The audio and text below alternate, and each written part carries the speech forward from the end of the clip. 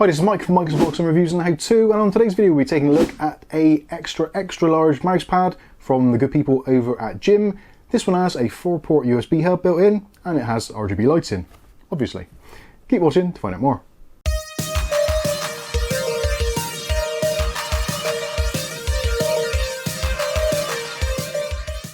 This is the MPUSB4, very imaginative model number there, so MP, mousepad, USB4, it's got 4 USB ports. Yes, thank you for that very simple part number. We do appreciate that a great deal. So this was actually sent to us by Ugly Bob. Thanks again, Ugly Bob, for sending us this for review purposes. And let's take a look, see what it's all about. So on the packaging, on the outside, you can see essentially what it is. So there we go, it is the GIM RGB mousepad, extra large. Now there are other sizes available. This one actually measures 800 by 300 by 5mm, so it's a 5mm thick, 300 in depth and 800 in width. So obviously do measure your desk surface before you go ahead and order it. Although if you want a either slightly smaller one or a slightly larger one, there'll be links for those in the video description below. So looking at the specifications of this, obviously there isn't a great deal I can tell you about this, but certainly we'll go ahead anyway. So the actual USB cable, which is used as a pass-through, which can be plugged in either directly to a main source if you don't want the USB data pass-through, but if you do want USB data pass-through, you can plug it into either a USB 2 or a USB 3 port on your PC. There is a 2-meter braided cable included as well, so you've got a nice bit of length there between the actual mouse pad itself and where your PC is going to reside. Obviously we've got 4 USB ports, again USB 2 ports, but they can be plugged into a USB 3 port on your system, although obviously data transfer will still be limited to those USB 2 speeds. We've also got 7 static colours, and also we've got 7 breathing colours, and also there are 2 kind of rolling RGB effects. They call it subtitle effects, but essentially it just means that it's the kind of colour flow or aurora flow that we're used to seeing. Also, one thing which is really nice on this is got power off memory. So with a lot of these mouse pads, especially some of the cheaper ones on the market, you use them, you set up your RGB to how you like it to match with your system, be it either a static colour or unicorn puke, whichever it might be. Turn the PC off, and when you turn it back on again, it just defaults to the standard settings. That isn't the case with this one. It does have a memory on it. I'm not entirely sure how long that memory lasts. I'm assuming it would be kind of indefinite. It's programmed into some form of EEPROM, but it will remember your USB settings. So when you turn on your PC, if you've got that nice bright white setup, it's not going to turn on and give you some horrible unicorn puke. For those of you who want to find out more about the product or GIM themselves, then there is a QR code which you can scan. I'll put that on the screen for you now so you can check that out.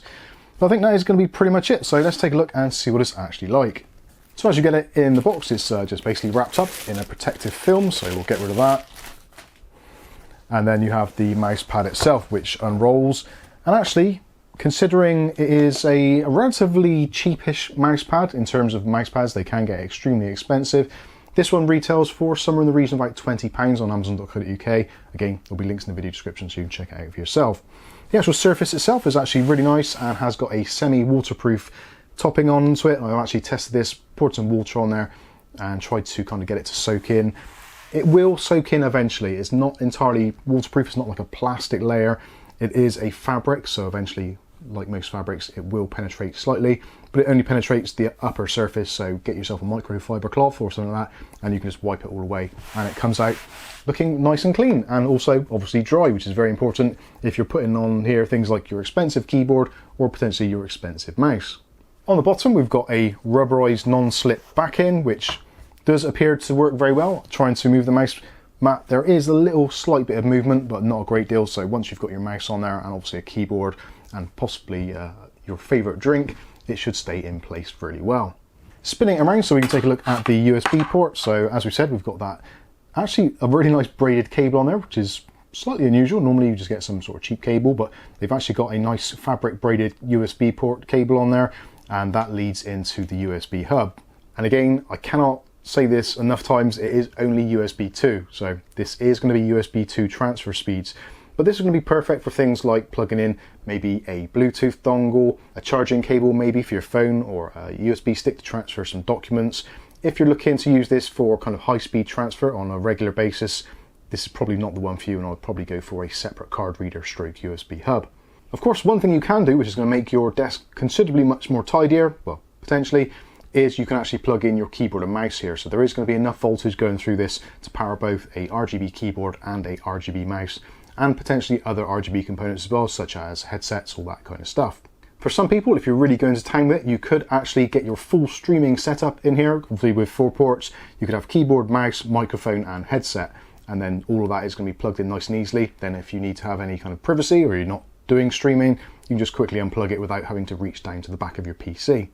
In terms of actual space, if you're not quite sure how big 800mm is, this is what I would consider to be a full-size keyboard. This is a Logitech wireless one, and with the mouse as well, again, you've got pretty decent amount of room on there, and the mouse actually skates around nice and smoothly, so that's going to be really nice. And actually, if you've got a slightly cheaper RGB keyboard, especially some of those mechanical ones which use slightly cheaper switches, this is going to actually reduce some of the rebound on that. So if you're using your keyboard and you're typing away, you can kind of hear that resonance coming through the keyboard, through the kind of metal base or whatever it is.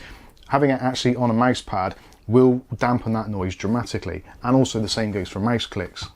So I think that's enough of an introduction. What we really want to see is the RGB effects. So I've actually got a USB cable here, which is plugged into a wall socket. So we're just going to use that simply to power the device. Plug that in, and there we go. We're straight into our last setting. And actually, yeah, it looks really nice. The RGB effect isn't overly bright, but certainly it is noticeable. And if you want to change the RGB effects, there is a button actually on the kind of control hub section. Again, you can cycle through those various options. So press it once. Originally it was in the Unicorn Puke. This is the second of the Unicorn Puke kind of flow setups. Press it again, and then we're going to go into our Aurora flow. So this is going through the colors again. Very nice. And the lighting actually is relatively even. It's going to be really difficult to kind of get this across on camera because obviously we've got studio lights, etc, etc. But yeah, the lighting is actually pretty good, and yeah, it does appear to be pretty even across the entire section. The only thing is there are a few hot spots where there's a grouping of the RGB actually in the corners. You can see there's a little bit of a group in there. These are using a kind of almost like a fiber optic kind of setup, so obviously in some places they are going to be slightly brighter than others, but certainly looks very nice. So that is the flow section. Press it again, and then we go into, I would say, is a kind of, well, it's almost like an RGB flow again, but it is going through the color cycle. So that is fading in and out, and you can go into the static. So we've got a static red, then we've got a orange. So this is actually going to work really well if you've got a Gigabyte setup.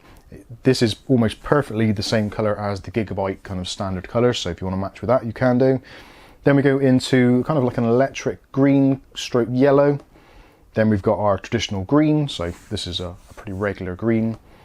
Then we've got a paler green, then we've got blue, pale blue, a kind of pinky magenta. This, I would say the next one is more of a reddy pink, so this is going to be perfect if you've got one of those kind of pink setups. It's going to match in really well with that. Then we've got a kind of a very pale blue, borderline that could actually be defined as white. Underneath the studio lighting, this does actually have a blue tinge to it, but from what I can see on the camera looking over on the side there, it does actually appear to be a lot whiter actually from the camera view than my view itself. Next one is a kind of, again, a very pale pink, borderline white, and then we've got going back into the kind of Unicorn Puke flow, and then the second of the flows, and then again we're back round to the Aurora Sync. So essentially you can just choose whichever color you want. So I'm going to set it to the green color, unplug, so that's it turned off, plug it back in, and it's memorized our color setting, which is awesome. If for some reason there's a point when you're doing something and just the RGB is getting on your nerves and you just don't want to see it, all you need to do, press and hold the button on the controller for about 3 seconds or so, and it turns it off entirely. If you want to turn it back on, just press it once and it'll turn back on. So very simple to use, actually really handy. I'm one of those people where when I'm working at my PC, there's always things I want to plug in. My PC is tucked away under the desk, so having something actually on the desk, a hub of some sort to plug things in, is really good, especially when we're testing kind of Bluetooth headphones and that kind of stuff. Just plug in our Bluetooth controller into the USB ports and we're off to the races. So overall, yeah, very nice. I think price-wise, I think they've dialed it in pretty much perfectly. GIM, as with a lot of companies on Amazon, they're always having deals on, so do check out the link. Quite often there'll be like a 10 or 20% deal on, so you get obviously a few pounds off that, bringing it down to possibly somewhere in the region of about £15, which I think is actually, again, a really good price. But it's not down to me, it's down to you guys and what you think. So let us know what you think about this one in the comments section below. But in the meantime, I've been Mike. This is Mike's Unboxing Reviews and How To, and hopefully we'll catch you in the very next video. Thanks for watching.